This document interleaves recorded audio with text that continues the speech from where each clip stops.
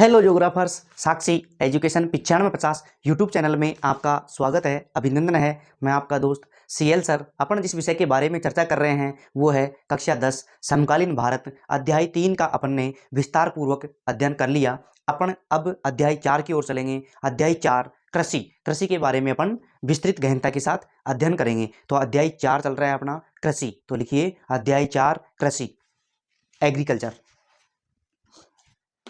अध्याय 4 कौन सा अध्याय? अध्याय 4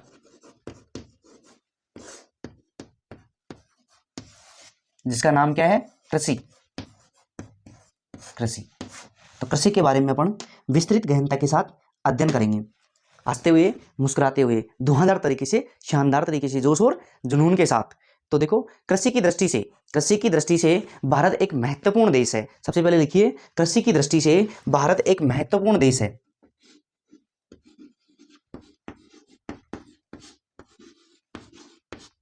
कृषि की दृष्टि से भारत एक महत्वपूर्ण देश है। कैसा देश है? महत्वपूर्ण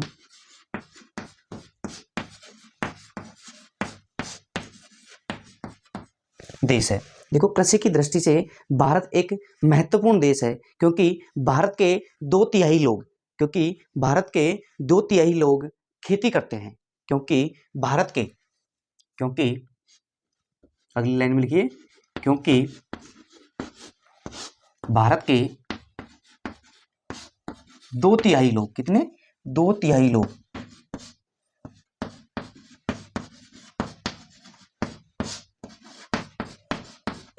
कोष्टक में लिखना चाहे तो 75%। कितना परसेंट? 75%। 2 तिहाई लोग कृषि करते हैं, कृषि कार्य करते हैं। देखो, भारत के 2 तिहाई लोग लगभग 75%। कितने परसेंट? लगभग 75%। लगभग 75%। लगभग कितना परसेंट? 75%।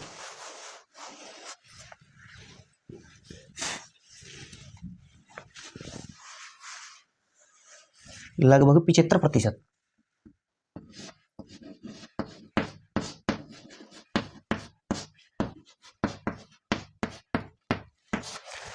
लगभग 75% लोग कौन सा कार्य करते हैं? कृषि कार्य करते हैं। तो देखो, कृषि को अंग्रेजी भाषा में क्या कहा जाता है? एग्रीकल्चर कहा जाता है। तो लिखिए, कृषि को अंग्रेजी भाषा में, कृषि को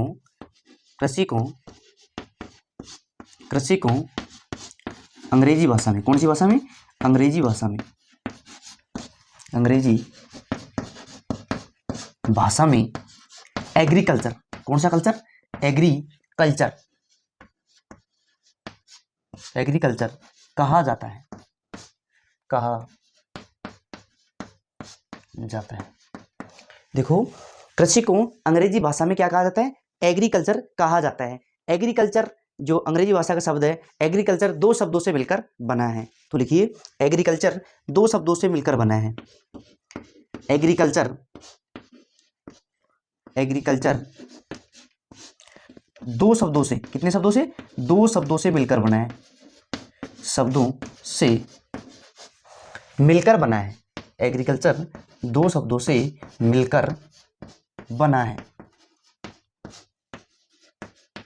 अब देखो, 2 शब्द कौन कौन से हो गए? कितने शब्दों से मिलकर बना है? 2 शब्दों से मिलकर बना हुआ है। तो पहला शब्द हो गया एग्री। पहला कौन सा हो गया? एग्री। और दूसरा कौन सा हो गया? कल्चर। दूसरा हो गया कल्चर। तो देखो, एग्रीकल्चर 2 शब्दों से मिलकर बना हुआ है। एग्री धन कल्चर। तो देखो, एग्री का अर्थ होता है भूमि और कल्चर का अर्थ होता है खेती। एग्री का अर्थ क्या होता है? भूमि और कल्चर का अर्थ खेती। एग्री का अर्थ होता है भूमि, इसका अर्थ तो क्या हो गया? भूमि, और इसका अर्थ खेती। अर्थात वह भूमि जिस पर जो खेती कार्य किया जाता है उसे एग्रीकल्चर कहा जाता है। ये अर्थ हो गया। एग्री का अर्थ होता है भूमि और कल्चर का अर्थ होता है खेती। अर्थात वह भूमि जिस पर खेती की जाती हो उसे एग्रीकल्चर कहा जाता है। लिखिए, अर्थात वह भूमि अर्थात वह भूमि,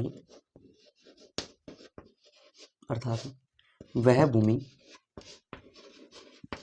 जिस पर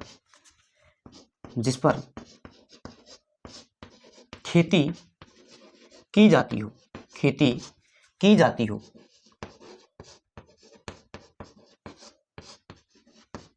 एग्रीकल्चर कहा जाता है, एग्रीकल्चर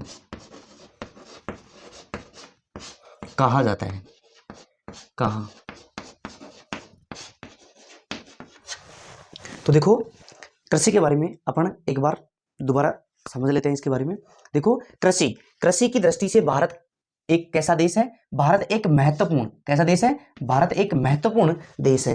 क्यों महत्वपूर्ण देश है? क्योंकि यहाँ की जो 75% जनसंख्या है, लगभग 2/3 या जो 75% जनसंख्या है वो कौन सा कार्य करती है? कृषि कार्य करती है। तो देखो क्योंकि भारत के 2/3 लोग, कितने तिहाई लोग?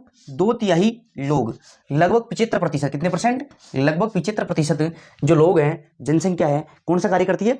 कृषि कार्य करती है। कौन सा कार्य करती है? कृषि कार्य करती है। देखो कृषि को अंग्रेजी भाषा में, कौन सी भाषा में? अंग्रेजी भाषा में एग्रीकल्चर कहा जाता है। क्या कहा जाता है?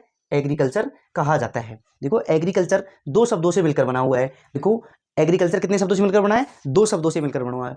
तो पहला हो गया एग्री और दूसरा हो गया कल्चर। एग्री धन कल्चर, पहला तो एग्री हो गया और दूसरा कल्चर हो गया। एग्री का अर्थ होता है भूमि और कल्चर का अर्थ होता है खेती, अर्थात वह भूमि जिस पर कृषि कार्य किया जाता हो, अर्थात वह भूमि जिस पर कृषि कार्य या खेती का कार्य किया जाता हो उसे क्या कहा जाता है? एग्रीकल्चर कहा जाता है। अर्थात वह भूमि जिस पर खेती की जाती हो, क्या की जाती हो? खेती की जाती हो, उसे क्या कहा जाता है? एग्रीकल्चर कहा जाता है। एक बार आप स्क्रीनशॉट लो, फिर अपन आगे चलते हैं। देखो कृषि के प्रकारों के बारे में अपन अध्ययन करेंगे, तो एक बार स्क्रीनशॉट लो।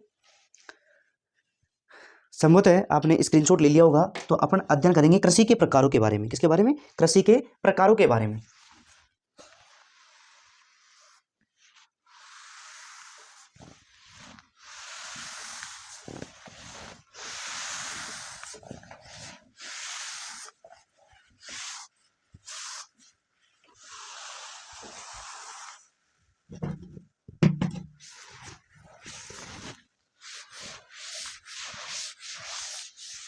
देखो कृषि से संबंधित अगर प्रश्न आता है तो सबसे पहले अपन कृषि के बारे में ये जो लाइनें अपन ने लिखी है वो सबसे पहले प्रदर्शित करनी है।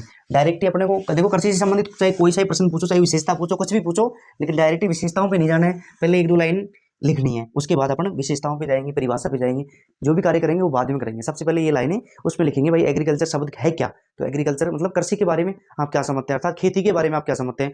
खेती के बारे में पहले सबसे पहले 1-2 लाइन लिखेंगे। अब देखेंगे कृषि के प्रकार। किसके प्रकार? कृषि के प्रकार। तो हेडिंग लगाइए कृषि के प्रकार। किसके प्रकार? कृषि के प्रकार।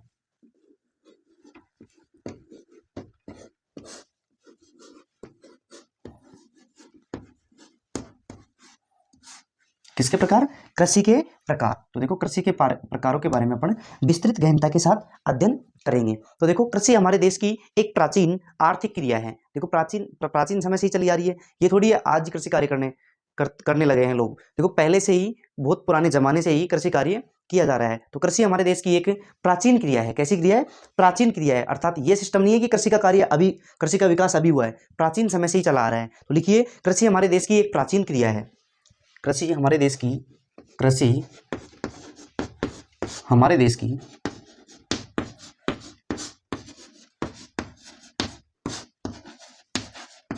एक प्राचीन क्रिया है।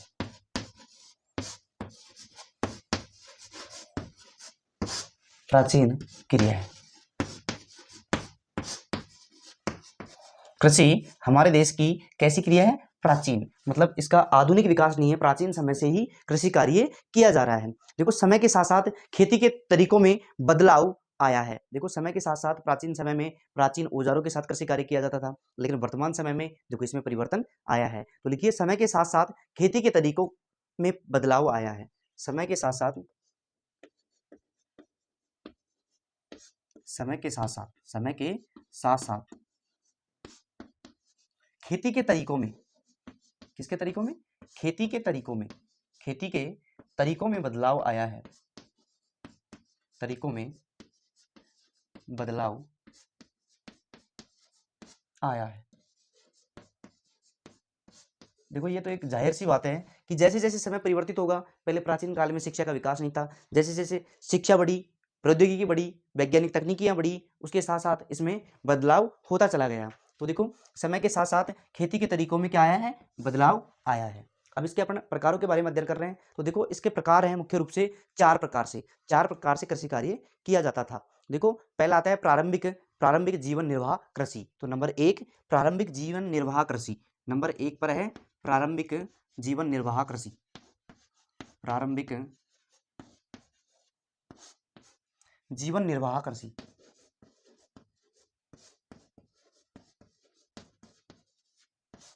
पहली कृषि कौन सी थी, प्रारंभिक जीवन निर्वाह कृषि। और नंबर दो पर जो कृषि आती है वह आती है गहन जीविका कृषि। गहन जीविका कृषि, तो नंबर दो पर लिखिए गहन जीविका कृषि। गहन जीविका कृषि, गहन जीविका कृषि।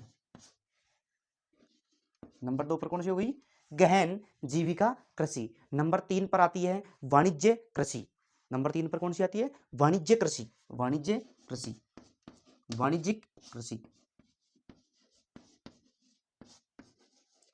और नंबर चार और अंतिम आती है रोपण कृषि। कौन सी कृषि, रोपण कृषि।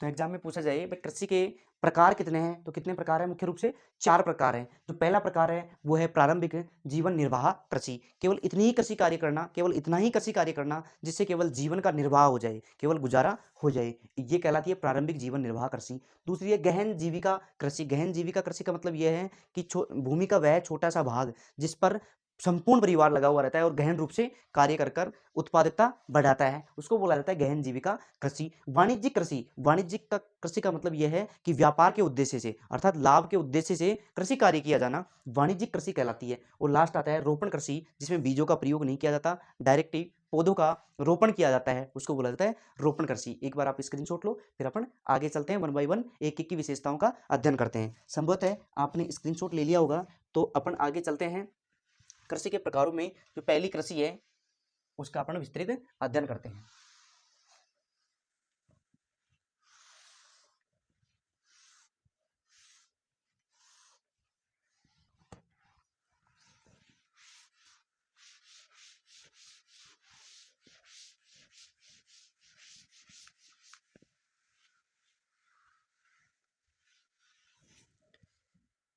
तो नंबर एक पर हेडिंग लगाइए प्रारंभिक जीवन निर्वाह कृषि।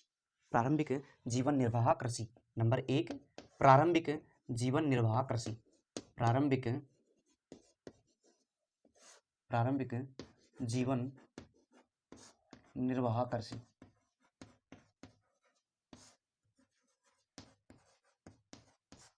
प्रारंभिक जीवन निर्वाह कृषि, कृषि का इतना ही उत्पादन करना कि केवल अपना गुजारा हो जाए, जीवन निर्वाह हो जाए। ये प्राचीन समय में लोग कृषि का उत्पादन इतना ही करते थे कि अपना केवल गुजारा हो जाए, उसको बोला जाता है प्रारंभिक जीवन निर्वाह कृषि। केवल जीवन के निर्वाह के लिए, केवल जीवित रहने के लिए कृषि कार्य का उत्पादन किया जाता था। तो लिखिए इसमें, इस प्रकार की खेती में केवल इतनी उपज पैदा की जाती थी। इस प्रकार की खेती में केवल, इस प्रकार की खेती में, इस प्रकार की खेती में केवल, देखो अपन चर्चा कर रहे हैं प्रारंभिक जीवन निर्वाह कृषि। इस प्रकार की कृषि में केवल उतनी ही उपज पैदा की जाती है, केवल उतनी ही, उतनी ही उपज पैदा की जाती है, उपज पैदा की जाती है। केवल इतनी ही उपज पैदा की जाती है जिससे परिवार का पेट भर सके, जिससे परिवार का क्या भर सके, पेट भर सके, केवल गुजारा हो सके, जिससे परिवार का पेट भर सके, जिससे परिवार का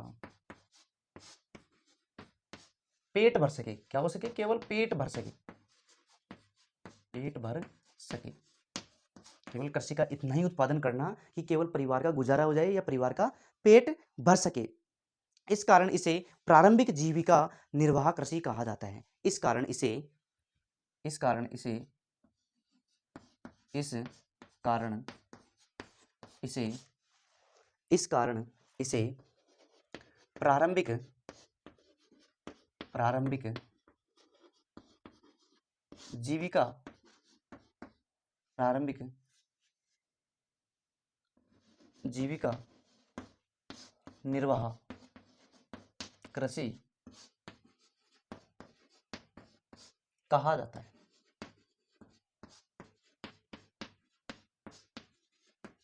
तो देखो, प्रारंभिक जीवन निर्वाह कृषि इस प्रकार की खेती में केवल उतनी ही उपज पैदा की जाती है जिससे परिवार का पेट भर सके। क्या भर सके? पेट भर सके, परिवार का पेट भर सके। इस कारण इसे प्रारंभिक जीविका निर्वाह कृषि के नाम से जाना जाता है। इस प्रकार की खेती जमीन के छोटे से टुकड़े, लिखिए, इस प्रकार की खेती जमीन के छोटे से टुकड़े, इस प्रकार की खेती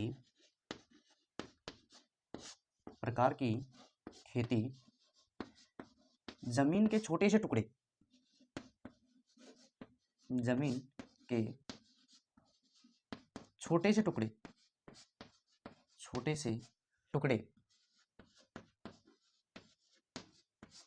इस प्रकार की कृषि जमीन के छोटे से टुकड़े पर की जाती है। छोटे से टुकड़े पर की जाती है।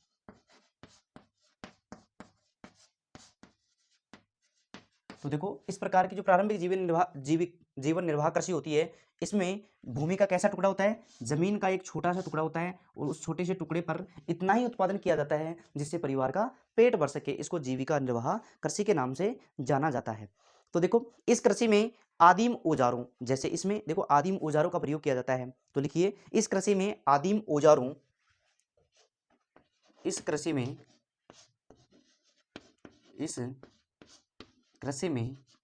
आदिम औजारों,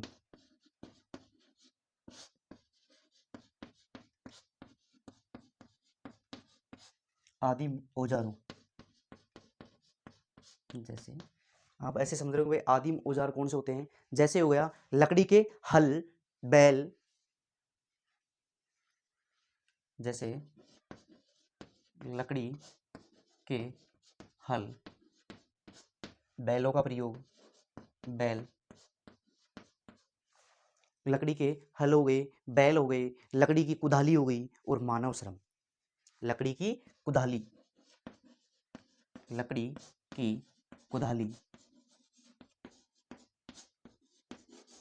और मानव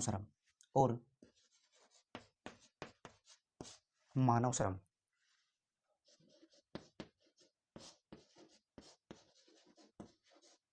देखो, इस कृषि में आदिम औजारों, कैसे औजारों का प्रयोग किया जाता है? आदिम औजारों, जैसे लकड़ी का हल हो गया, इसके अलावा बैलगाड़ी हो गई अर्थात बैल हो गए, लकड़ी की कुदाली हो गई और इसके अलावा मानव श्रम का प्रयोग किया जाता है। किसका प्रयोग किया जाता है? लकड़ी की गाड़ी हो गई, लकड़ी के हल हो गए, बैल हो गए, इसके अलावा जो लकड़ी की कुदाली हो गई, इसके अलावा मानव श्रम का प्रयोग किया जाता है। मानव श्रम का प्रयोग किया जाता है। मानव श्रम का प्रयोग किया जाता है। देखो, यह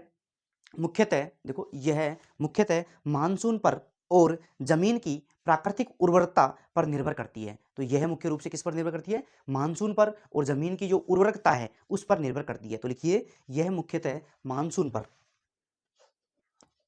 यह मुख्यतः मानसून पर, किस पर? मानसून पर और जमीन की उर्वरता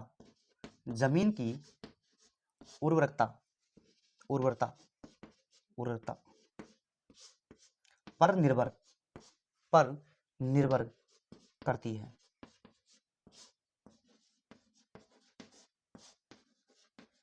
देखो, जो वर्तमान समय में जो पानी की जो सिचुएशन है, पानी जैसे उपलब्ध है, जैसे ट्यूबवेल वगैरह उपलब्ध है, आधुनिक तकनीकी के द्वारा पानी दिया जा रहा है, वैसे पानी की व्यवस्था नहीं थी। केवल ये किस पर निर्भर थी? मानसून पर निर्भर थी। किस पर निर्भर थी? मानसून पर निर्भर थी और जमीन की उर्वरकता पर निर्भर थी। जहां पर जमीन की उर्वरकता पाई जाती थी वहीं पर कृषि कार्य संपन्न कर लिया जाता था और जैसे ही बारिश होती थी वो कृषि कार्य उत्पादित हो जाता है। लेकिन मानसून क्या है? अनियमित मानसून है भारत में। इस वजह से केवल कृषि का प्रारंभिक समय में इतना सा ही उत्पादन होता था जिससे केवल पेट पालन हो सके। केवल क्या हो सके? पेट पालन हो सके।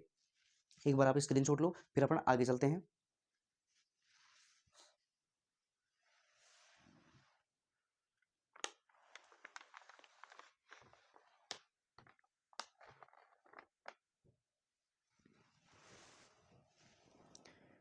संभवतः आपने स्क्रीनशॉट ले लिया होगा। एक लाइन अगर और लिखना चाहो तो इसी के अंतर्गत लिख लीजिए। इस प्रकार की कृषि में किसी स्थान विशेष की जलवायु के हिसाब से ही किसी फसल का चुनाव किया जाता है। भाई कहाँ पर कौन सी फसल के लिए जलवायु अनुकूल है, कहाँ पर प्रतिकूल है, तो यहाँ पर कौन सी फसल करनी चाहिए। तो ये जलवायु के आधार पर कृषि कार्य किया जाता है। तो लिखिए, इस प्रकार की कृषि में किसी स्थान विशेष, इस प्रकार की कृषि में, इस प्रकार की कृषि में, प्रकार की कृषि में किसी स्थान विशेष, किसी स्थान विशेष, देखो इस प्रकार की कृषि में किसी स्थान विशेष की जलवायु के हिसाब से ही, की जलवायु के हिसाब से ही, की जलवायु के हिसाब से ही, जलवायु के हिसाब से ही किसी स्थान विशेष की जलवायु के हिसाब से ही किसी फसल का चुनाव, किसी भी फसल का चुनाव किया जाता था।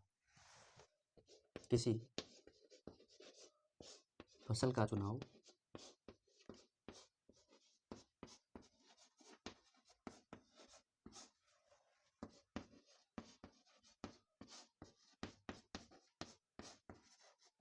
तो देखो इसके अंतर्गत क्या ध्यान रखा था जाता था? जलवायु का, कि वहां पर किस फसल के लिए अनुकूल जलवायु है तो उसी फसल का उत्पादन किया जाता था। तो यहाँ पर जलवायु का विशेष तौर से ध्यान रखा जाता था। तो ये अपनी प्रारंभिक जीवन निर्वाह कृषि कंप्लीट हो गई। इसी के साथ अपन दूसरी कृषि का अपन अध्ययन करते हैं।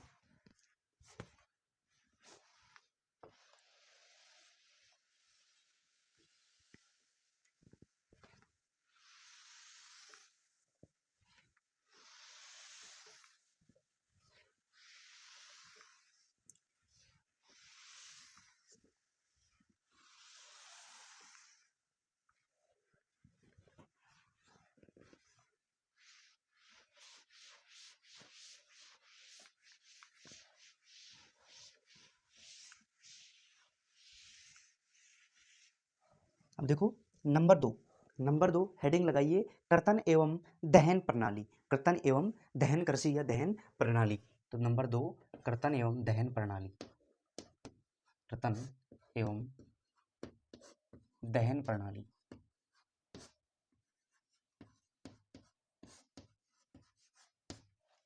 कर्तन एवं दहन प्रणाली।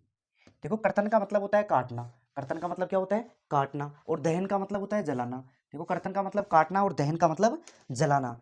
देखो किसी भी, देखो इसमें क्या किया जाता है? सबसे पहले जंगलों को काटा जाता है। कर्तन का मतलब काटना। देखो ये आदिवासी जनजाति करती है, ये कृषि भी कौन सी जनजाति करती है?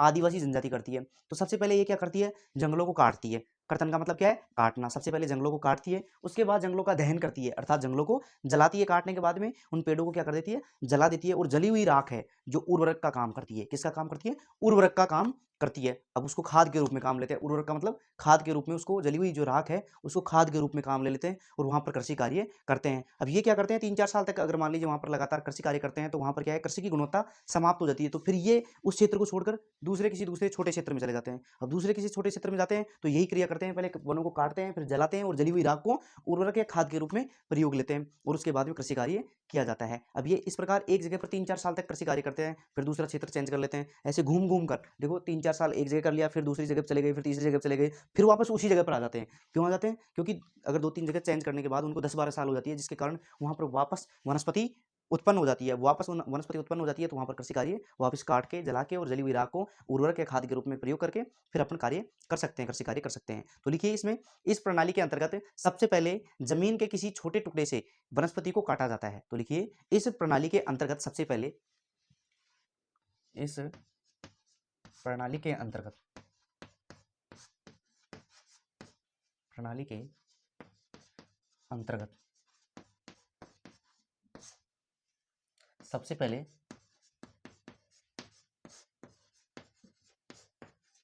जमीन के एक छोटे से टुकड़े से, जमीन के एक छोटे से टुकड़े से, जमीन के एक छोटे से टुकड़े से, एक छोटे टुकड़े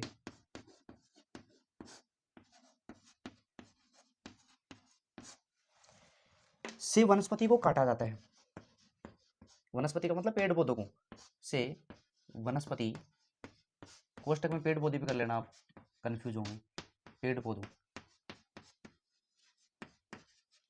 को काटा जाता है। सबसे पहले क्या करते हैं, किसी छोटे क्षेत्र से वनस्पति को या पेड़ पौधों को काटा जाता है। मान लीजिए कोई छोटा सा टुकड़ा ले लिया, कैसा टुकड़ा, टुकड़ा छोटा होना चाहिए, भूमि का छोटा सा टुकड़ा ले लिया, वहां पर क्या कर दिया, वनस्पतियों या पेड़ पौधों को काट दिया गया।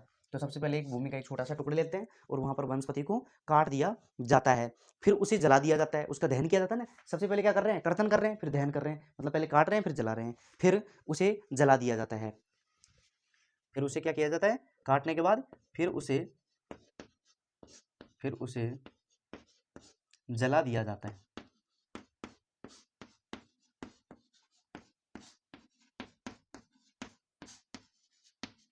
देखो काटने के बाद क्या किया जाता है, फिर उसे क्या कर दिया जाता है, जला दिया जाता है।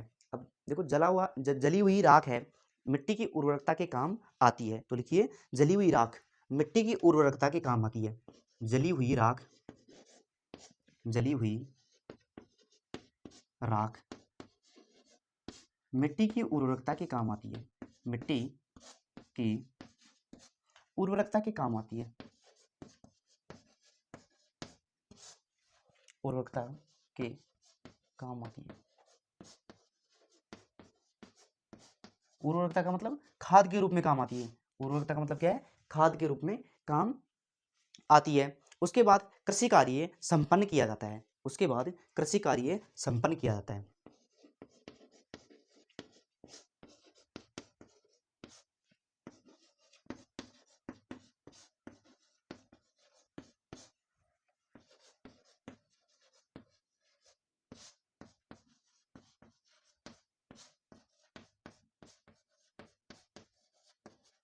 उसके बाद क्या किया जाता है, कृषि कार्य संपन्न किया जाता है। पहले वनों का एक छोटा सा टुकड़ा लेते हैं, फिर वनों को काटते हैं, उसके बाद जलाते हैं, जली हुई जो राख है वो उर्वरक का काम करती है अर्थात खाद का काम करती है। उसके बाद में कृषि कार्य संपन्न किया जाता है। उसके बाद क्या किया जाता है, कृषि कार्य संपन्न किया जाता है। देखो एक ही स्थान पर बार बार कृषि कार्य करने से उसकी उर्वरकता में कमी आ जाती है, लेकिन एक ही जगह पर बार बार कृषि कार्य करने से, लिखिए एक ही जगह पर, एक ही जगह पर, एक ही जगह पर, जगह पर बार बार कृषि कार्य करने से, बार बार कृषि कार्य करने से, कृषि कार्य करने से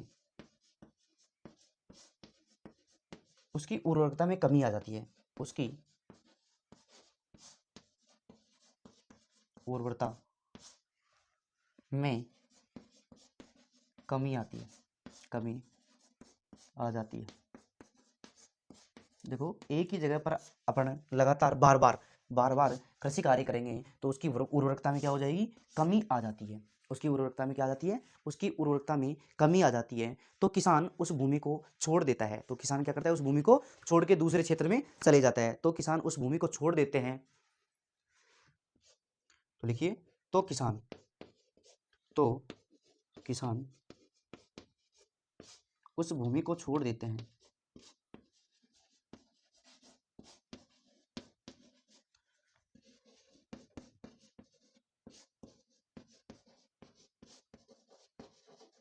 तो किसान उस भूमि को क्या कर देते हैं, छोड़ देते हैं, उस जगह को छोड़ देते हैं और दूसरा स्थान परिवर्तित कर लेते हैं। फिर खेती के लिए दूसरी भूमि पर जाते हैं। फिर खेती के लिए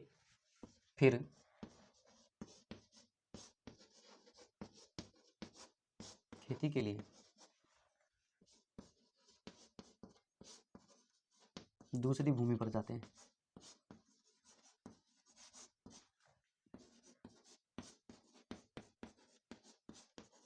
देखो, एक भूमि पर लगातार कृषि कार्य करने से उसकी उर्वरता में कमी आ जाती है, तो ये लोग क्या करते हैं, उस क्षेत्र को छोड़ देते हैं और दूसरे क्षेत्र में चले जाते हैं और वहाँ पे भी यही कार्य करते हैं, वनस्पति को काटते हैं, जलाते हैं, जली हुई राख को उर्वरक के काम में लेते हैं और कृषि कार्य संपन्न करते हैं। ऐसा करने से मृदा की उर्वरता बढ़ती है। देखो, एक जगह छोड़ दीजिए, दूसरी जगह पर चले गए, फिर वापस पहले वाली जगह पर वनस्पति उग जाती है, फिर वापस मृदा की उर्वरता बढ़ जाती है। तो ऐसा करने से मृदा की उर्वरकता बढ़ती है। ऐसा करने से मृदा की उर्वरकता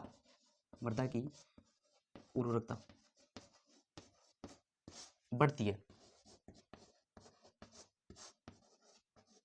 क्योंकि अपन स्थान बदल बदल कर अगर कृषि कार्य करेंगे, सबसे पहले मान लीजिए इस क्षेत्र में अपन ने वनों को काट दिया, इसके बाद में इनको जला दिया और जली हुई राख को अपन यहाँ पर कृषि कार्य में काम ले लिया। ठीक है, सबसे पहले देखो, वनों को काटने के बाद जलाया, जली हुई राख को कृषि का काम लिया और यहाँ पर कृषि कार्य संपन्न किया। अभी इस क्षेत्र में क्या है, लगातार 2-3-4 साल तक, इस क्षेत्र में लगातार 2-3 साल तक अगर एक ही क्षेत्र में कृषि कार्य करते हैं तो वहाँ पर जो उर्वरकता की मात्रा है उसकी गुणवत्ता में कमी आ जाती है। तो ये क्या करते हैं, दूसरे क्षेत्र में चले जाते हैं। अब दूसरे क्षेत्र में चले गए, फिर वहाँ पे भी यही काम किया, वनों को काटा, जलाया और यहाँ पे भी कृषि कार्य किया। फिर यहाँ पे करने के बाद में 2-3 साल तक, 2-3 साल यहाँ कर लिया, फिर 2-3 साल यहाँ कर लिया, फिर तीसरे क्षेत्र में चले जाते हैं। ऐसे स्थान बदल बदल कर ये कृषि करते हैं। फिर ये 2-3 साल तक यही प्रक्रिया अपनाते हैं, काटते हैं, जलाते हैं और जली हुई राख को उर्वरक के काम लेते हैं और कृषि कार्य कर लेते हैं। अब देखो, 3 क्षेत्रों में जाने के बाद इसको लगभग पहले क्षेत्र में लगभग 9 साल हो गई, तो फिर वापस ये घूम के उसी क्षेत्र में आ जाते हैं। क्योंकि वहां पर वनस्पति वापस उग जाती है, खरपतवार वापस उग जाती है, ताकि उसकी जो खेती है उसकी गुणवत्ता में परिवर्तन आ जाता है, उसमें गुणवत्ता आ जाती है। देखो, इस कृषि को अलग अलग जगह पर अलग अलग नामों से जाना जाता है। तो किस जगह पर किस नाम से जाना जाता है, ये प्रश्न आपसे पूछा जाता है। एक बार इसका स्क्रीनशॉट लो, फिर अपन आगे चलते हैं।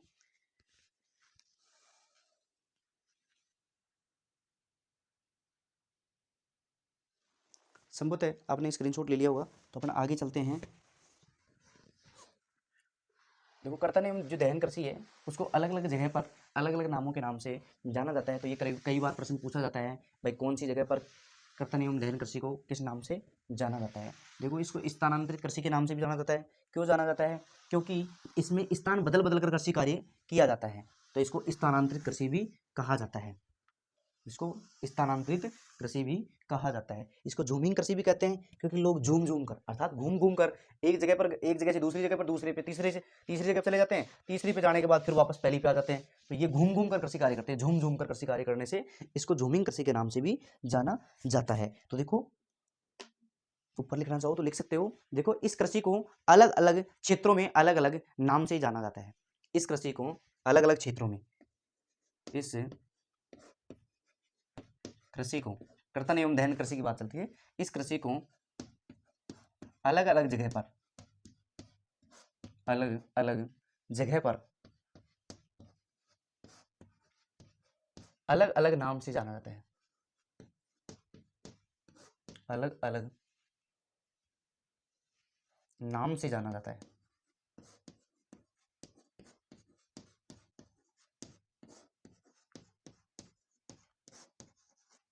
तो देखो, कौन कौन से क्षेत्रों में इसको क्या क्या नाम दिया गया है उसके बारे में अपन विस्तृत गहनता के साथ अपन विस्तृत अध्ययन करेंगे। तो सबसे पहले लिखिए नाम और क्षेत्र। तो सबसे पहले लिखिए नाम, सबसे पहले लिखिए नाम, सबसे पहले लिखिए नाम।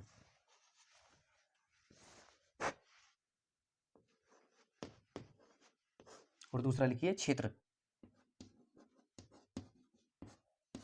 भाई, कौन सा तो नाम है और कौन से नाम को कौन से क्षेत्र में इस कृषि को किस नाम से जाना जाता है। तो सबसे पहले आती है कर्तन एवं दहन प्रणाली। कर्तन एवं दहन प्रणाली, देखो, कर्तन एवं दहन प्रणाली ये भारत में कहा जाता है। सबसे पहले आती है कर्तन एवं दहन प्रणाली, कर्तन एवं दहन प्रणाली, दहन प्रणाली।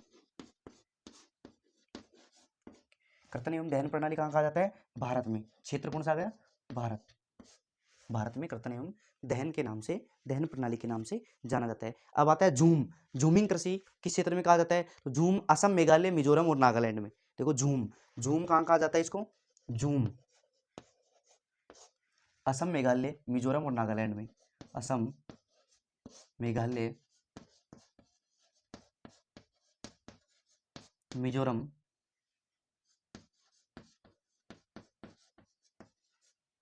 और नागालैंड।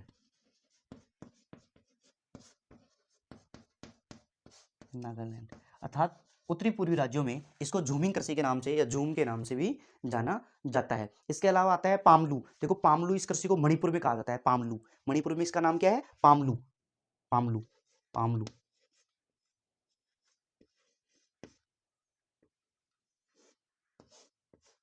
मणिपुर में, कहाँ पे? मणिपुर में, मणिपुर में ना, पामलू। झूमिंग असम, मेघालय, मिजोरम और नागालैंड में।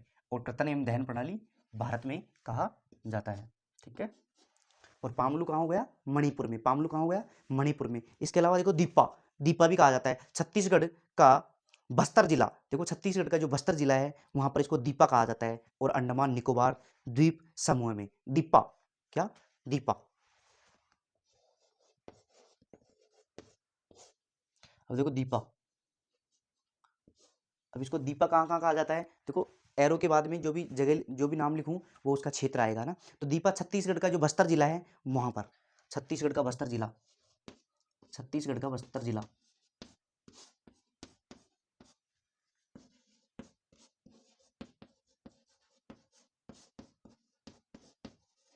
वह अंडमान निकोबार द्वीप समूह,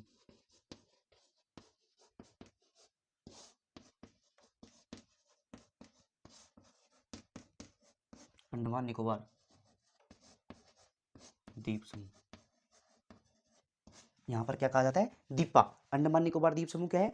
केंद्र शासित प्रदेश। यहाँ पर किसको, इसको क्या कहा जाता है? दीपा कहा जाता है। इसके अलावा देखो मिल्पा, मैक्सिको और मध्य अमेरिका में मिल्पा कहा जाता है। मिल्पा, मिल्पा, मैक्सिको और मध्य अमेरिका में, मैक्सिको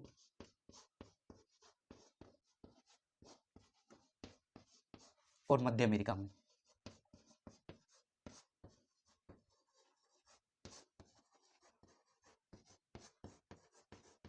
मैक्सिको और मध्य अमेरिका में इसको क्या कहा जाता है? मिल्पा कहा जाता है। कर्तन एवं दहन कृषि को, कर्तन एवं दहन कृषि को क्या कहा जाता है?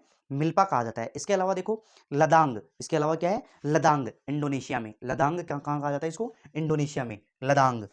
इधर भी नाम लिख लीजिए, नाम और क्षेत्र, नाम और क्षेत्र। अब देखो लदांग, लदांग बोल दो, लदांग बोल दो, लदांग, लदांग कहा जाता है इसको इंडोनेशिया में, इंडोनेशिया में। कर्तन एवं दहन कृषि को लदांग कहाँ कहा जाता है? इंडोनेशिया में। इसके अलावा देखो रे, रे इसको कहा जाता है वियतनाम में, रे कहा जाता है, रे, रे कहा जाता है कहाँ पर? वियतनाम में, वियतनाम, वियतनाम, वियतनाम में इसको क्या कहा जाता है? रे कहा जाता है। अगर पूछा जाए भाई इंडोनेशिया में जो कर्तन एवं दहन कृषि है उसको क्या कहा जाता है? लदांग या लाडांग, लदांग या लादांग कहा जाता है। रे कहाँ कहा जाता है? वियतनाम में। इसके अलावा देखो इसको वेवर या दहिया मध्य प्रदेश में, वेवर या दहिया, वेवर या दहिया मध्य प्रदेश में, वेवर या दहिया, वेवर या दहिया, वेवर या दहिया, ये कहाँ कहा जाता है? एमपी में, एमपी, मध्य प्रदेश में। एमपी का मतलब क्या होता है? मध्य प्रदेश में इसको वेवर या दहिया कहा जाता है। इसके अलावा देखो पेडू या पेंडा आंध्र प्रदेश में कहा जाता है इसको, पोडू या पेंडा, पोडू या पेंडा आंध्र प्रदेश में, पोंडू या पेड़ा आंध्र प्रदेश में। कौन से प्रदेश में? आंध्र प्रदेश में।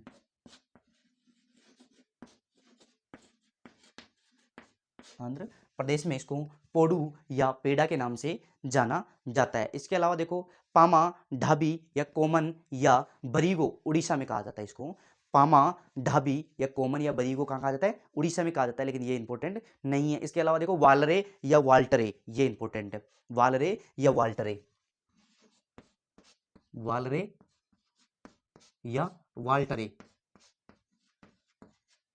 ये इंपॉर्टेंट है ना, वालरे या वाल्टरे, इसको कहाँ कहा जाता है? दक्षिणी पूर्वी राजस्थान में, दक्षिणी पूर्वी राजस्थान में इसको वालरे वाल्टरे कहा जाता है, दक्षिणी पूर्वी राजस्थान। देखो सबको मैंने शॉर्टकट लिख दिया, दक्षिणी पूर्वी और राजस्थान में इसको वालरे या वाल्टरे कहा जाता है कर्तन एवं दहन कृषि को। एक आता है खिल, खिल कहा जाता है इसको हिमालय में, खिल, खिल क्या कहा जाता है? खिल। अब एक खिल कहाँ कहा जाता है? हिमालय में, हिमालय में इसको क्या कहा जाता है? खिल। देखो वैसे मैंने ये सारे इंपॉर्टेंट बताए हैं, लेकिन फिर भी मैं सबसे ज़्यादा इंपॉर्टेंट बता देता हूँ। देखो ये इंपॉर्टेंट है कर्तन एवं दहन कृषि, जिसको भारत में बोला जाता है झूमिंग कृषि, असम, मेघालय, मिजोरम और नागालैंड में, पामलू, पामलू मणिपुर में, दीपा छत्तीसगढ़ का जो बस्तर जिला और अंडमान निकोबार द्वीप समूह, इसके अलावा मिल्पा, ये भी इंपॉर्टेंट है, मैक्सिको और मध्य अमेरिका में, इसके अलावा लदांग इंडोनेशिया में, ये भी वेरी इंपॉर्टेंट है। इसके अलावा देखो वेवर या दहिया एमपी में, ये भी इंपॉर्टेंट है। इसके अलावा वालरे, ये भी इंपॉर्टेंट है, और खिल भी इंपॉर्टेंट है। वैसे ये सारी इंपॉर्टेंट है, एक दो रहेगी, लेकिन ये सारी बहुत ही अति महत्वपूर्ण कृषि क्षेत्र हैं। इसको कर्तन एवं दहन, जो कर्तन एवं दहन कृषि थी उसको अलग अलग जगह पर अलग अलग नामों से जाना जाता है।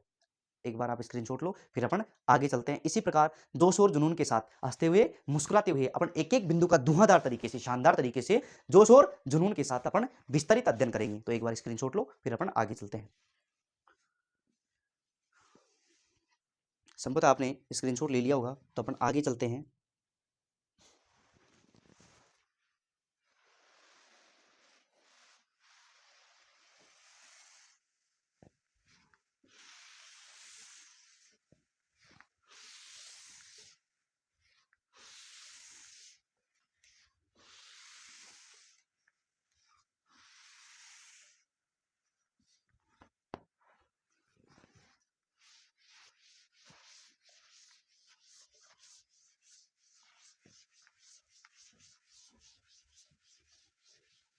अब देखो नंबर 2 पर, नंबर 2 पर जो कृषि का प्रकार है उसमें नंबर 2 पर आती है गहन जीविका कृषि। गहन जीविका कृषि, तो हेडिंग लगाइए गहन जीविका कृषि। नंबर 2 पर गहन जीविका कृषि, कृषि के प्रकार पढ़ रहे हैं। अब आती है गहन जीविका कृषि, गहन जीविका कृषि,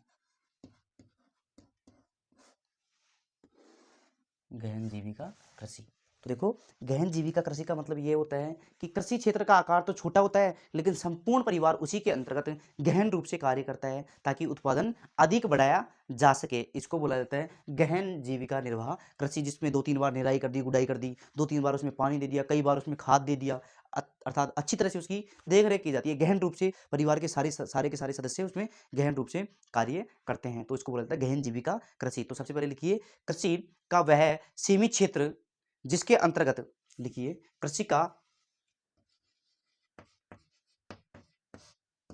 वह छोटा क्षेत्र, छोटा क्षेत्र बोल दो चाहे सीमित क्षेत्र बोल दो, देखो कृषि का वह छोटा क्षेत्र का और लगा लेना इसके बीच में ना, कृषि का वह छोटा क्षेत्र या सीमित क्षेत्र जिसके अंतर्गत एक वर्ष की समयावधि में, क्षेत्र जिसके अंतर्गत, जिसके अंतर्गत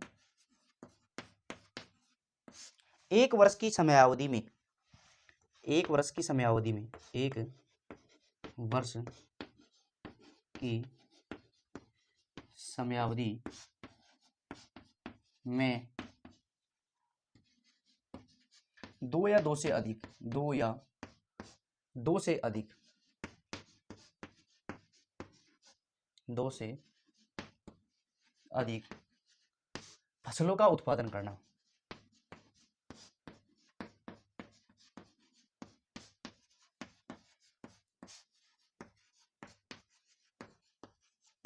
देखो परिभाषा के तौर पर अपन गहन जीविका कृषि की परिभाषा के तौर पे लिखेंगे कृषि का वह छोटा क्षेत्र, कैसा क्षेत्र? छोटा क्षेत्र जिसके अंतर्गत एक वर्ष की समयावधि में, एक वर्ष में वैसे तो एक भी प्रकार की कृषि कार्य किया जाता है, लेकिन गहन जीविका निर्वाह जो गहन जीविका कृषि है इसके अंतर्गत एक वर्ष में 2 या 2 से अधिक, 2 या 2 से अधिक फसलों का उत्पादन किया जाता है। तो देखो गहन जीविका कृषि कृषि का वह छोटा क्षेत्र जिसके अंतर्गत एक वर्ष की समयावधि में दो या दो से अधिक फसलों का उत्पादन करना गहन जीविका कृषि के अंतर्गत आता है। देखो, इस कृषि की प्रवृत्ति व्यावसायिक न होकर जीवन निर्वाह होती है। लिखिए, इस कृषि की प्रवृत्ति, इस कृषि की प्रवृत्ति व्यावसायिक प्रवृत्ति साइक न होकर जीवन निर्वाह होती है।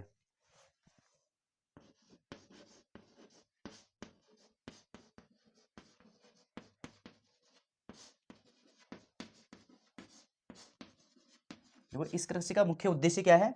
केवल जीवन का निर्वाह करना, केवल अपना गुजारा करना इसका प्रमुख उद्देश्य है, ना कि व्यावसायिक, ना कि व्यावसायिक। इसका प्रमुख उद्देश्य व्यवसाय करना नहीं है, मतलब बेचना नहीं है, निर्यात करना नहीं है। इसका प्रमुख उद्देश्य क्या है? केवल जीवन का गुजारा हो जाए, केवल जीवन का निर्वाह करना इसका प्रमुख उद्देश्य होता है। देखो, इसमें कृषि क्षेत्र का आकार बहुत छोटा होता है। देखो, इसमें लिखिए, इसमें कृषि क्षेत्र का आकार,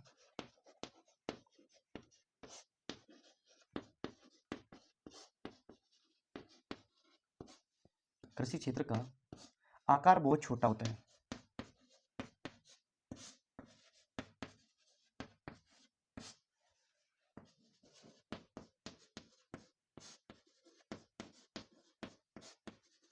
तो देखो, गहन जीविका कृषि के अंतर्गत कृषि क्षेत्र का आकार कैसा होता है? बहुत ही छोटा होता है।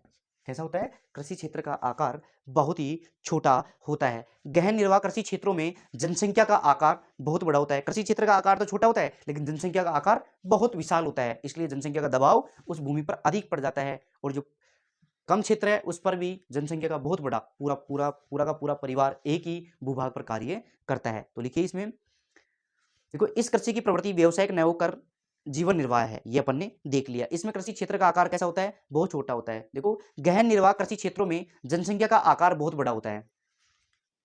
इस कृषि में जनसंख्या का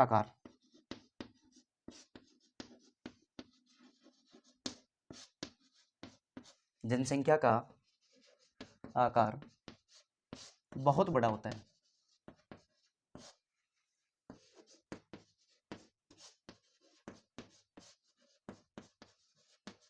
देखो, इसमें जो जनसंख्या है उसका आकार क्या होता है? बहुत बड़ा होता है, जबकि कृषि भूमि का आकार बहुत ही छोटा होता है। देखो, गहन निर्वाह कृषि में खेत के एक छोटे से टुकड़े में, देखो, गहन निर्वाह कृषि में लिखिए, गहन निर्वाह कृषि में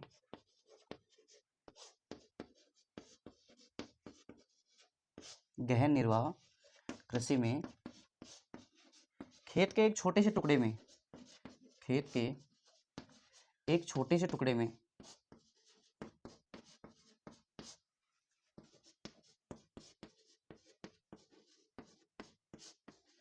खेत के छोटे से टुकड़े में संपूर्ण परिवार गहन रूप से कार्य करता है। गहन रूप से कार्य करता है।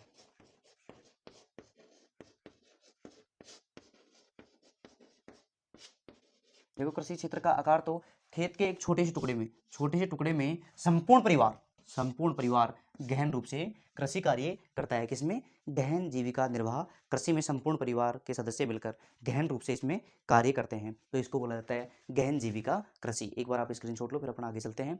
तीसरी कृषि के बारे में अपन अध्ययन करेंगे, वाणिज्यिक कृषि के बारे में। अब इसका देखो, इसका प्रमुख उद्देश्य क्या है? जीविका निर्वाह कृषि। इसका प्रमुख उद्देश्य क्या है? केवल जीवन का निर्वाह करना। लेकिन अब जो कृषि आ रही है वाणिज्य कृषि, इसका प्रमुख उद्देश्य है व्यापार करना और अधिक से अधिक लाभ अर्जित करना, इसका प्रमुख उद्देश्य रहेगा। तो अपन आगे चलेंगे वाणिज्य कृषि की ओर।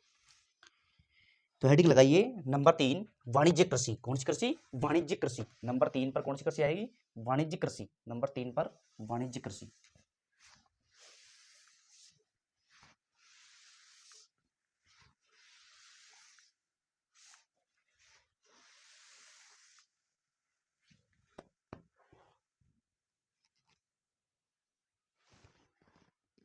नंबर 3 पर लगाइए वाणिज्य कृषि। कौन सी कृषि?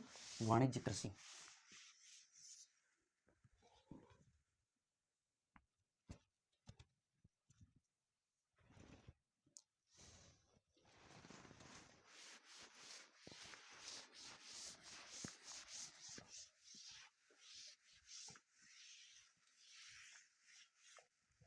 नंबर 3 पर लिखिए वाणिज्यिक कृषि। कौन सी कृषि? वाणिज्यिक कृषि। वाणिज्यिक कृषि का मतलब, वाणिज्यिक का मतलब होता है व्यापार। वाणिज्यिक कृषि, वाणिज्यिक कृषि, इसका प्रमुख उद्देश्य यह है कि इसको व्यापार करने के उद्देश्य से उत्पादित किया जाता है और इसका अधिक से अधिक व्यापार करके अधिक से अधिक लाभ अर्जित करना इसका प्रमुख उद्देश्य रहता है। कौन सी कृषि का? वाणिज्यिक कृषि का। तो इसमें लिखिए ऐसी कृषि जिसका प्रमुख उद्देश्य व्यापार करना हो। इसमें सबसे पहले लिखिए ऐसी कृषि, ऐसी कृषि जिसका प्रमुख उद्देश्य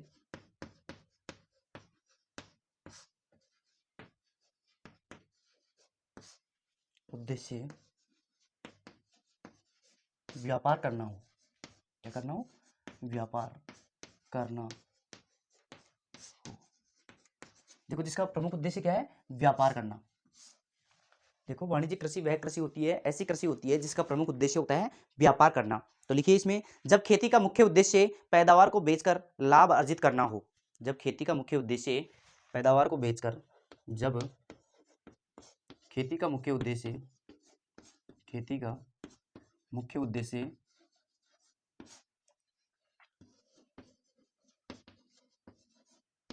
पैदावार को बेचकर,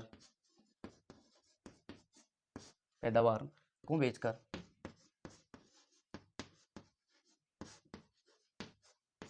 लाभ अर्जित करना हो।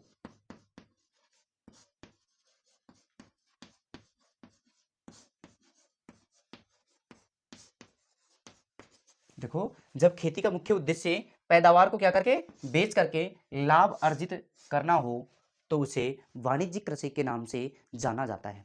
तो उसे वाणिज्यिक कृषि कहा जाता है। तो उसे वाणिज्यिक कृषि कहा जाता है। वाणिज्यिक कृषि कहा जाता है। तो उसे क्या कहा जाता है? वाणिज्यिक कृषि कहा जाता है। जिसका प्रमुख उद्देश्य व्यापार कर लाभ अर्जित करना हो तो उसे वाणिज्यिक कृषि कहा जाता है। तो इसमें कृषि क्षेत्र का आकार बहुत बड़ा होता है। इसमें कृषि क्षेत्र का आकार कैसा होता है? बहुत बड़ा।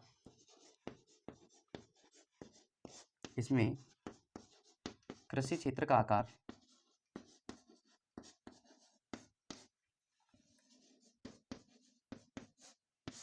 बहुत बड़ा होता है।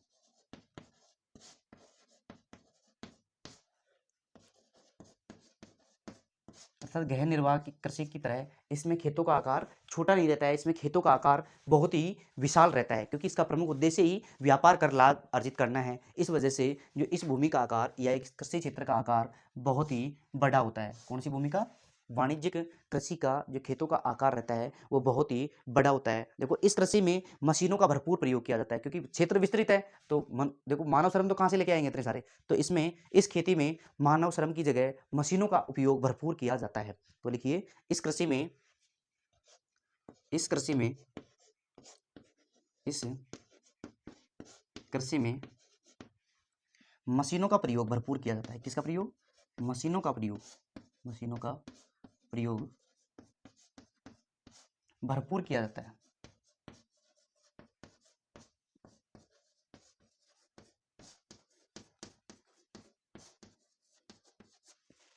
इस कृषि में किसका प्रयोग किया जाता है? ज़्यादा से ज़्यादा मशीनों का प्रयोग किया जाता है क्योंकि यहाँ पर खेतों का आकार बहुत ही विस्तृत होता है। अगर अपन चाहें तो भी अपन उस कृषि कार्य को मानव श्रम के द्वारा संपन्न नहीं कर सकते क्योंकि अपन मानव श्रम लेके आएंगे, कई महीनों में जाके उसको एक जगह एकत्रित करेंगे, तब तक तो कृषि खराब हो जाएगी। इस वजह से इसमें सबसे ज़्यादा किसका प्रयोग किया जाता है? मशीनों का प्रयोग किया जाता है, मतलब मशीनों का भरपूर प्रयोग किया जाता है। इसमें अधिक पैदावार वाले बीज, देखो इसमें अधिक पैदावार वाले बीज, इसमें अधिक पैदावार वाले बीज, अधिक पैदावार वाले बीज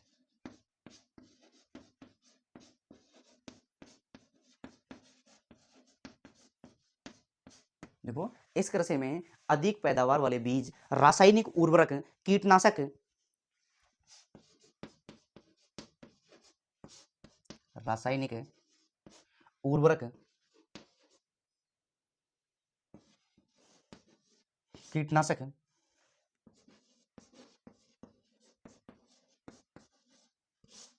देखो रासायनिक है, उर्वरक है, कीटनाशक है और खरपतवार नाशक का इस्तेमाल होता है। और खरपतवार तो जानते हो ना, खरपतवार नाशक का प्रयोग होता है।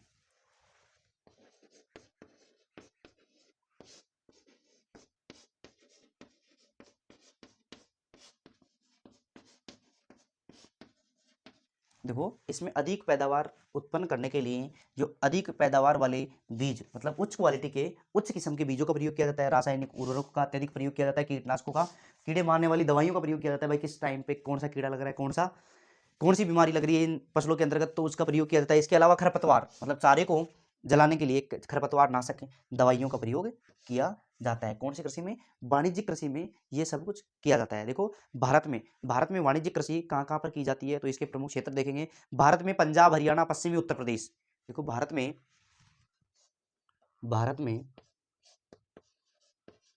पंजाब,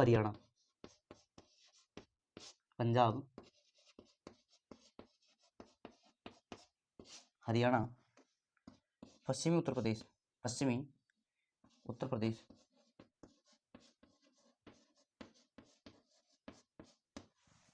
देखो भारत में पंजाब, हरियाणा, पश्चिमी उत्तर प्रदेश और महाराष्ट्र के कुछ भागों में महाराष्ट्र के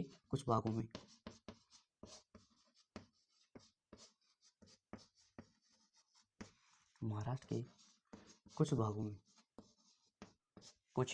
भागों में बड़े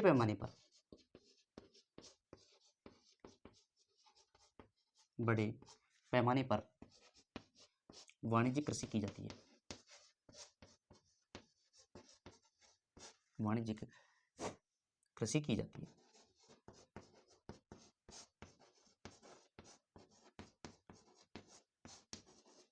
कौन कौन से क्षेत्र हो गए इसके? देखो वाणिज्यिक कृषि के प्रमुख क्षेत्र कौन कौन से हो गए? पंजाब हो गया, हरियाणा हो गया, पश्चिमी उत्तर प्रदेश हो गया। इसके अलावा महाराष्ट्र के कुछ भागों में बड़े पैमाने पर यह कृषि कार्य संपन्न किया जाता है। इसमें मैप की दृष्टि से अगर देखना चाहें तो देख लो एक बार।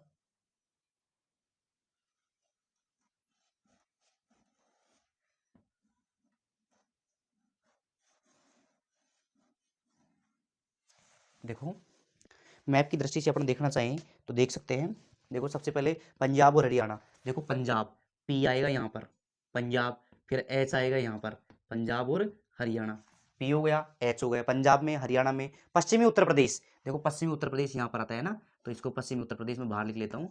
पश्चिमी उत्तर प्रदेश, यूपी मतलब पश्चिमी यूपी हो गया। इसके अलावा देखो महाराष्ट्र के कुछ भाग, देखो महाराष्ट्र के कुछ भाग, तो महाराष्ट्र यहाँ हो गया, महाराष्ट्र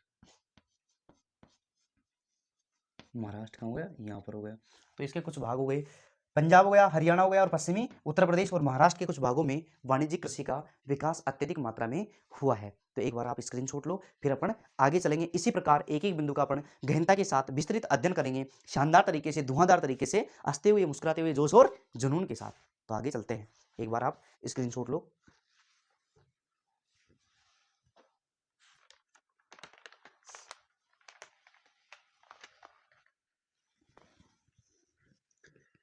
संभवतः आपने स्क्रीनशॉट ले लिया होगा, तो अपन आगे चलते हैं।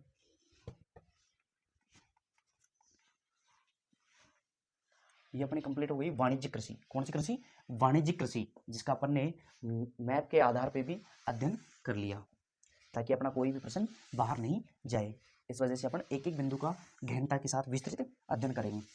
चाहे टाइम अधिक लग जाए कोई दिक्कत नहीं है, लेकिन अपना प्रश्न अपने नोट्सों से बाहर नहीं जाना चाहिए।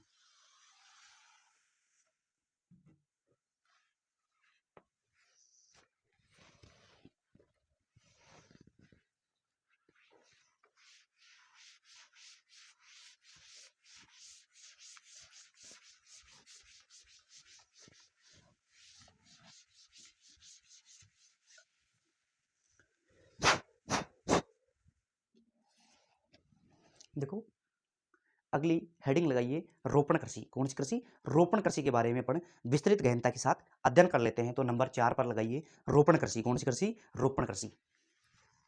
नंबर 4 रोपण कृषि। रोपण कृषि, देखो नाम से ही पता चल रहा है रोपण कृषि मतलब इसको रोप रहे हैं, क्या कर रहे हैं, रोप रहे हैं। बीजों के द्वारा उत्पादित कृषि नहीं है ये, केवल इसमें पहले पौध तैयार की जाती है और पौध तैयार होने के बाद उनको रोपा जाता है, तो इसको बोला जाता है रोपण कृषि। कौन सी कृषि, रोपण कृषि। तो देखो लिखिए, बीज के विपरीत पौधों से कृषि करना। देखो बीज के विपरीत, बीज से नहीं, बीजों के विपरीत, बीज के विपरीत, बीज के विपरीत पौधों से कृषि करना,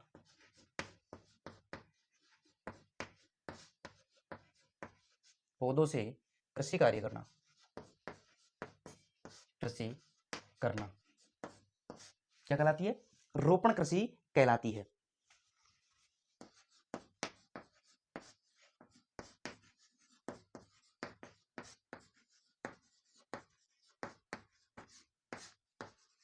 रोपण कृषि कहलाती है। इसमें केवल बीजों के द्वारा फसल को उत्पादित नहीं किया जाता, इसके विपरीत पौधों से, किससे, पौधों से कृषि कार्य किया जाता है, केवल पौधों का रोपण किया जाता है, उससे कृषि कार्य संपन्न किया जाता है। इसको बोला जाता है रोपण कृषि, मतलब रोप के जो कार्य किया जाता है। तो नंबर दूसरा लिखिए, जब किसी एक फसल को एक बड़े क्षेत्र में, लिखिए, जब किसी एक फसल को एक बड़े क्षेत्र में,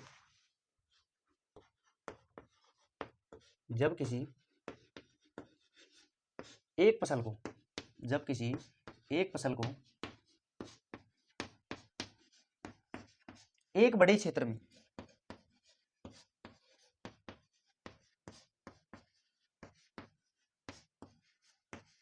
देखो, जब किसी एक फसल को एक बड़े क्षेत्र में उपजाया जाता है तो उसे रोपण कृषि कहा जाता है।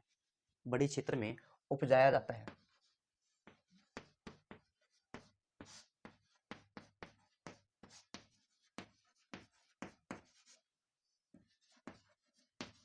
तो उसे रोपण कृषि कहा जाता है, रोपण कृषि कहा जाता है।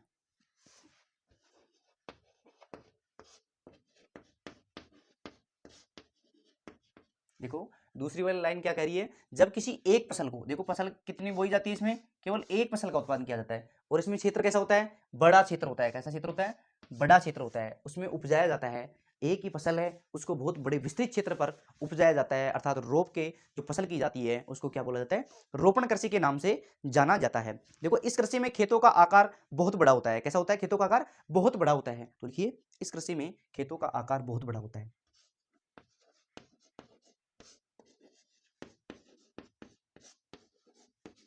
इस कृषि में खेतों का आकार, खेतों का आकार बहुत बड़ा होता है। कैसा होता है, बहुत बड़ा होता है।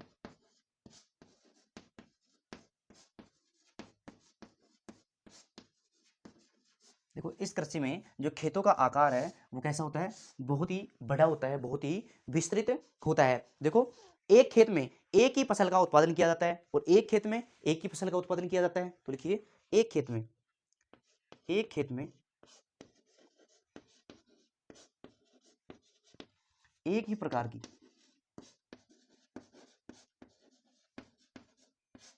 एक ही प्रकार की, एक ही प्रकार की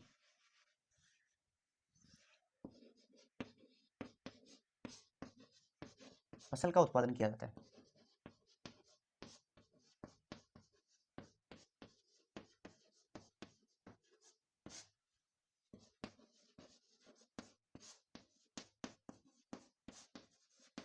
देखो इसके अंतर्गत एक खेत में, कितने खेत में, एक खेत में एक ही प्रकार की फसल का उत्पादन किया जाता है। ऐसा नहीं है कि एक ही खेत में विभिन्न प्रकार की फसलों का अपन रोपण कर रहे हैं, तो ऐसा संभव नहीं है। रोपण कृषि के अंतर्गत केवल एक खेत में एक ही प्रकार की फसल का उत्पादन किया जाता है। तो वो इस प्रकार की खेती में अधिक पूंजी की आवश्यकता होती है, इसमें अधिक पूंजी की आवश्यकता होती है।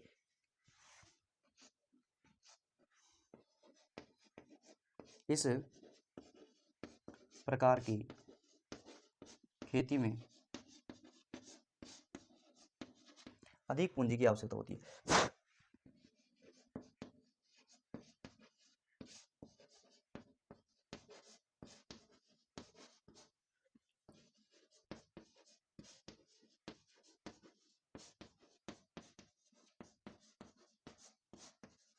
देखो इस प्रकार की खेती में अधिक पूंजी की आवश्यकता होती है, इसमें पूंजी की अधिक आवश्यकता होती है।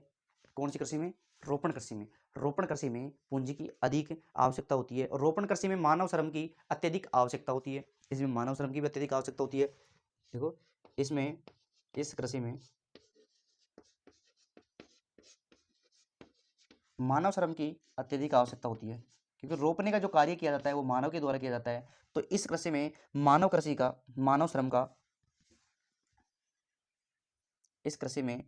श्रम का अत्यधिक उपयोग किया जाता है। अत्यधिक उपयोग किया जाता है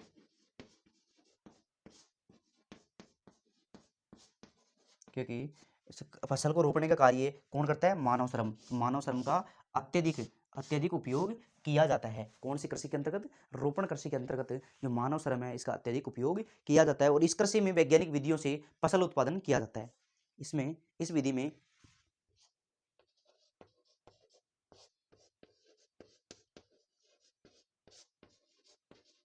वैज्ञानिक विधियों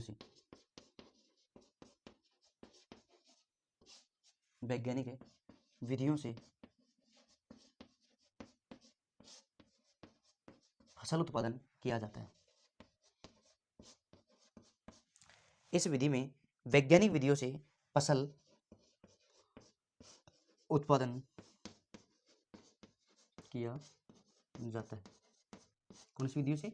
वैज्ञानिक जो आधुनिक विधियां हैं, प्रौद्योगिकी है, उसकी सहायता से इसमें कृषि कार्य किया जाता है। इस विधि में वैज्ञानिक विधियों से फसल उत्पादन किया जाता है। कौन सी कृषि में? रोपण कृषि में ये कार्य किया जाता है। देखो रोपण कृषि का मुख्य उद्देश्य इसे बेचकर लाभ अर्जित करना है। देखो रोपण कृषि का मुख्य उद्देश्य लाभ अर्जित करना है बेचकर। रोपण कृषि का मुख्य उद्देश्य रोपण कृषि का मुख्य उद्देश्य बेचकर लाभ अर्जित करना है। बेचकर लाभ अर्जित करना है। लाभ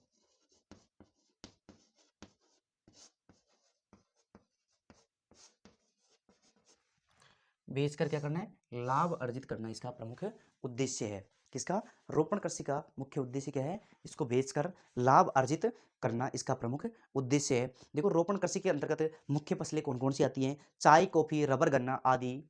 लिखिए चाय, कॉफी, रबर, गन्ना आदि।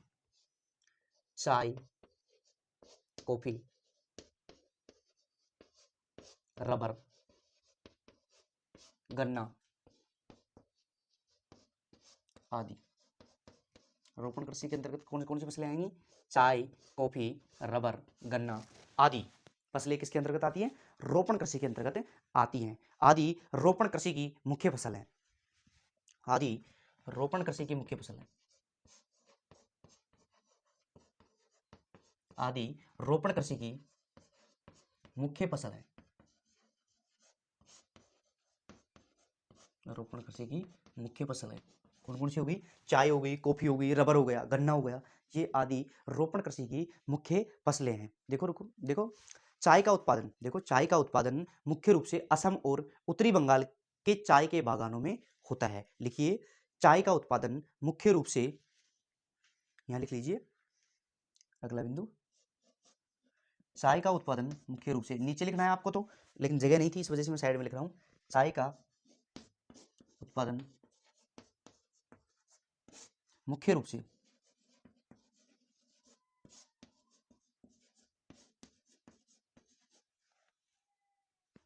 देखो चाय का उत्पादन मुख्य रूप से असम और उत्तरी बंगाल के चाय के बागानों में होता है। असम और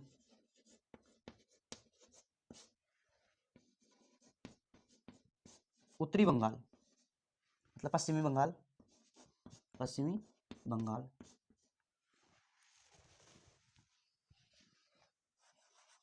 या उत्तरी बंगाल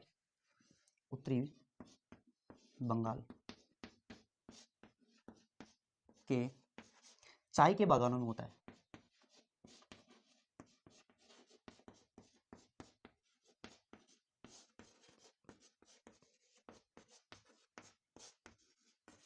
देखो चाय का उत्पादन मुख्य रूप से असम और जो उत्तरी बंगाल है के चाय के बागानों में होता है। किसका?